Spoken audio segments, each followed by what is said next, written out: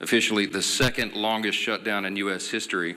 And we wanted to just have a simple exercise with you this morning to go through just a couple of important facts. There is such a staggering amount of gaslighting and false information that Democrats are engaging in right now. And so we thought it would be useful to just this morning, in a very brief and concise manner, separate fact from fiction. So I'm just going to go through 4 false claims that you have heard over and over and over, and just explain once more what the simple truth is. Meredith, let me see the first slide here. Here's the first one. The obviously false claim of the Democrats is that Republicans have closed the government. I've heard them say this myself. You've all seen it in interviews. They're blaming the shutdown on the Republicans, and it is patently absurd. The next slide will show you the simple fact, the obvious fact that everyone can see. It is Republicans who have voted to open the government 14 times. Now remember how this came about. Back in September 19th in the House, Republicans in the House voted to open the government, the clean continuing resolution to keep everything in operation. Every Democrat except one in the House voted to close the government. But we still passed it because we have the majority. And so we sent that bill over to the Senate. And 13 different occasions, 13 times, the Democrats have voted to close the government. Republicans voted yes every time to open it. Republicans in the Senate and the House voted to keep the lights on, to pay service members and our troops who are in harm's way, Border Patrol agents, TSA, air traffic controllers, all federal workers. They voted to ensure that women, infants, and children nutrition programs continue and that SNAP benefits continue to go to the American families who are in need. But by contrast, the Democrats have voted no every single time. And what is outrageous to us is that they have gone onto the Senate floor. Senate Democrats, they have voted no. They have voted to close the government. And then they have gone out to the hall, to the nearest camera they can find. And they have looked into the lens and said, Republicans are shutting down the government. It makes no sense. It's the most extreme example of gaslighting in the history of American politics. And many in the media have allowed them to get away with that. It's shameful. Let me show you another obviously false claim. Obviously false claim number 2 of the Democrats is that Republicans are being unreasonable. Well, here's the fact. Let me see the next one. The fact is very simple. Republicans are refusing to accept the Democrats' outrageous demands. Now, why do we say that? Now, remember, the Republicans passed a clean continuing resolution. It was nonpartisan. It was a simple bill that would open the full government, and we could do that today. If they would pass that today, with 0 strings attached, everything would be flowing again and the government would work. Importantly, remember that we offered that CR in good faith. And why do we say that? Because it was offered after a bipartisan, bicameral negotiation between both chambers. Because you see, you had the appropriators, Republican and Democrat appropriators, who got together and decided, they agreed on the need for a short-term CR so that they could continue their negotiations on the full-year funding bills. But this is something Democrats have spoken passionately about and acted upon many times in the past. We've recounted here every day.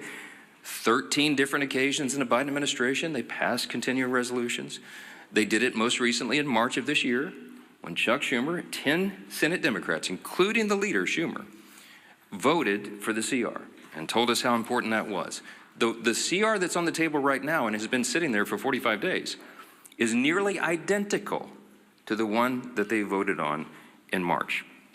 But shockingly, this is the big thing.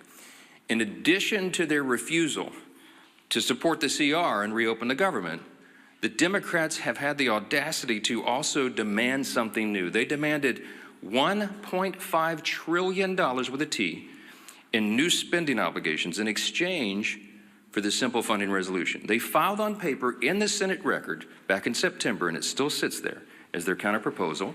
They would spend $1.5 trillion of your taxpayer funds. Included in that is nearly $200 billion of taxpayer funds that they want to use to restore free health benefits to illegal aliens. They want to spend billions in wasteful left-wing spending projects in foreign countries on things like LGBTQ plus awareness in the Horn of Africa, all sorts of things. I could give you a long list, and we've said it here before. They want to spend $500 million to prop up left-leaning news organizations And shockingly, in that same proposal, as their ransom for reopening the government, they want to cut $50 billion from the rural hospital fund that the Republicans just got signed into law on July 4th. That is the bill that they filed that shut down the government. And every American can see that for themselves. So their claim about Republicans being responsible is laughable. Let me go to the third one. False claim number 3, Democrats are fighting for health care. You've heard this over and over and over. Let me say something very simply about this false claim. It is the Democrats who created Obamacare. It is the Democrats who did that without any Republican votes. It's the Democrats who, by extension, have cost the American taxpayers and people who have health insurance have made their costs skyrocket. It is their policies that made that happen. And so instead of reforming it, the Democrats don't reform Obamacare, they want to subsidize it. They want to spend more taxpayer dollars. That, by the way, goes mostly to insurance companies, which makes the cost rise further. That's the Democrats' plan. When they passed Obamacare in 2010, they called it the Affordable Care Act. We know the truth is exactly the opposite. By some estimates, premiums have risen 60% in many categories since they passed that bill into law. Now, the fact is the opposite. Republicans are the ones fighting to save health care. Why? It's not just talking points to us. We do this. We have ideas, and we have already implemented ideas and measures to reduce costs, increase access and quality, and eliminate fraud, waste, and abuse. Now, why do we say it's not just a talking point? Why do we say the Republican Party is the only one advancing common sense reform solutions? Because we've proven it. We did that in the big, beautiful bill, the Working Families Tax Cut. We took a look at Medicaid, and we took on that challenge. We took action to reduce fraud, waste, and abuse in Medicaid. We got able-bodied young men without dependents off the program. We got illegal aliens off the program, and we saved $185 billion just to start. We got millions of ineligible enrollees off the program, and it preserved it. It strengthened Medicaid for the people who rely upon it, which is the elderly, disabled, and young pregnant women, as we always use in an example. No, it's not about health care. That is a false claim, and everybody knows it. Everyone in America, and certainly everybody in this room, understands that this is about something else. That what this is about fear. The Schumer shutdown was never about health care. That's a distraction. It's a red herring, as we say in debate club. Okay? This is about fear. And what is the fear? The resolution on the COVID-era Obamacare subsidy issue was always going to be slated for debate in October, November, and December. Everybody knows that, and every Democrat knows that. It's an issue that's too complex to be solved on a short-term funding measure like a CR. They know that very well. This is about fear. Everybody in the country is watching the elections that will happen tomorrow. You got big elections in New Jersey and Virginia, the governor's races and attorney general's races, et cetera. But all the attention is focused primarily on New York City. Why? Because the fear that Mamdani and all that he represents will be risen to power, that he'll be elected the mayor of America's largest city, the once cradle of capitalism, that we're going to have a Marxist, a communist running the largest city. Now this terrifies the establishment old guard Democrats in Washington. And the leaders of both chambers are among those most terrified. They're both from New York. Leader Hakeem Jeffries is the Democrat in the House, and Leader Schumer in the Senate. They're both from New York, and they're terrified. You've watched their actions carefully. Many of you have not reported on it enough. Poor Hakeem Jeffries had to finally, he was forced to endorse Mamdani.